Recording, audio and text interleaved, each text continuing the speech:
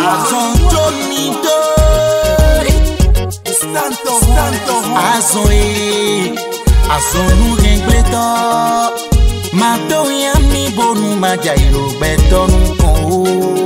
savez, avec les plantes séchées ou fraîches, on peut fabriquer des encens. Oui, et brûler sur... Et brûler, voilà, c'est ça. Parce que quand vous brûlez, le gaz qui sort, l'odeur qui se dégage, tout ça là, ça a ses avantages dans les rituels de purification, de protection, de chance, ainsi de suite. Donc, beaucoup de plantes peuvent être utilisées sous forme d'encens pour ne pas à chaque fois perturber la bonne dame qui prépare. Parce que, vous savez, parfois on attend que la femme finisse de préparer, c'est en ce moment. On va ramasser le charbon à dents. Généralement, on peut utiliser des encensoirs. Il y a des encensoirs qui existent. On met un peu de charbon dedans, un peu l'encens. L'odeur sort, le gaz sort de l'encensoir, toujours pour créer une certaine harmonie autour de vous, pour votre bien-être. Et là aussi, à ce niveau, il faut se concentrer. Forcément, il n'y a pas un rituel spirituel qu'il faut faire sans la concentration. Voilà, sans la concentration. Vous l'avez déjà dit. Il faut être toujours en communication avec la plante que vous utilisez et aussi avec le but qu'on recherche. Il faut forcément ça. À défaut d'avoir un encensoir véritable, on peut chercher des bols en terre cuite. Des bols en terre cuite ou en céramique ou en métal. Même des coquillages. Si vous avez de gros coquillages, on peut chercher. Mais là, on met du sable dedans. D'abord, avant de mettre, sinon ça va brûler. Ça va brûler, voilà. Ça va brûler. Le sable ici, c'est d'isolant. Entre le coquillage et le charbon. Et le charbon en question, vous mettez votre encens sur le charbon. Et puis vous avez les résultats escomptés.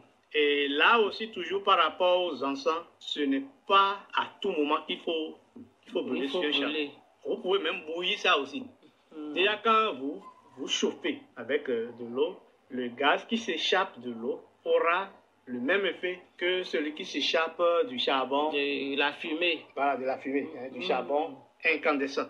Donc, à défaut des charbons, vous pouvez aussi bouillir ça. Oui, et puis laisser le gaz. Le gaz vous envahit, la vapeur. Voilà.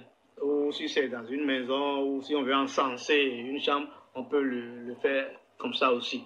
Alors, si c'est l'individu lui-même, il peut mélanger ça à l'eau chaude, prendre une certaine quantité et verser ça dans l'eau de bain. L'ensemble peut être aussi utilisé comme ça. D'accord. Donc, à défaut d'avoir du charbon juste à côté pour brûler l'encens, on peut aussi procéder de la sorte.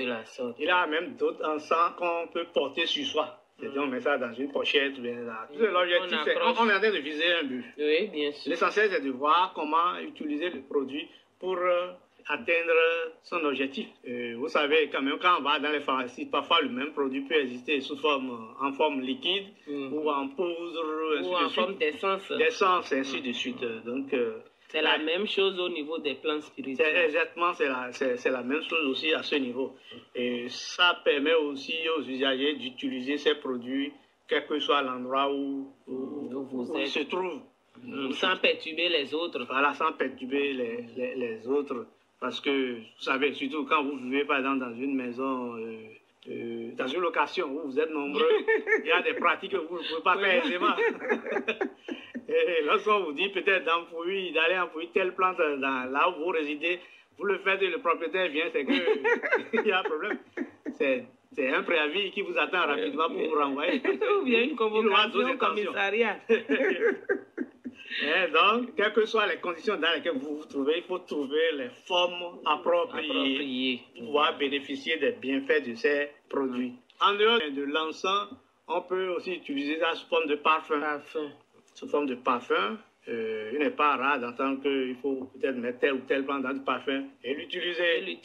C'est-à-dire que ce n'est plus un parfum ordinaire, ça devient un parfum chargé. Voilà. Chargé des principes actifs spirituels de la plante en question. Et vous utilisez pour atteindre un objectif. Soit on va vous dire protection de ce qu'on soucie, ou bien on va vous dire c'est pour la chance, et ainsi de suite. Moi, je me rappelle quand j'étais petit, il y avait un parfum particulier on fait pour les jeunes filles. Quand tu passes ça sur le corps, tu parles, tu fais la cour. C'est garanti. Maintenant, pour le parfum, ce n'est pas comme nos produits, nos parfums de beauté. Nous, c'est quand on veut sortir, on passe ça. Non. On utilise ça en prévoyant déjà ce qu'on veut atteindre. Voilà. Donc, on l'utilise ça peu à peu et les résultats viendront progressivement. Comme je le dis souvent, ce n'est pas le jour de la chasse qu'on va acheter le fusil. Il faut en avoir d'abord, savoir l'utiliser avant le jour J. Oui. Et nous sommes dans le domaine spirituel où, comme on l'a dit, les résultats ne sont pas... On n'arrive pas à les toucher comme ça. On ne touche pas, c'est pas physique. C'est pas physique.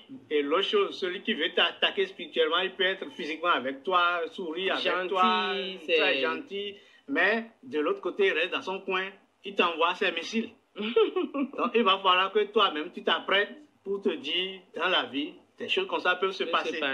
Et se préparer pour. Donc, le parfum chargé de ces plantes spirituelles peut être aussi utilisé dans ce sens.